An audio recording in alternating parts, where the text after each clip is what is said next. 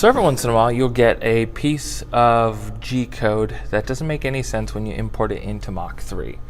That is, it may only be 5 lines of code when you know that you have probably over 100 or 200 lines of code in that particular part. What that signifies here in SheetCam is that it's forgotten its license file. That is to say, we go into help and install license file. Now, it already previously had a license file installed, but every once in a while, SheetCam will either forget it or there will be a tiny glitch. It's just something that happens with this version of SheetCam here.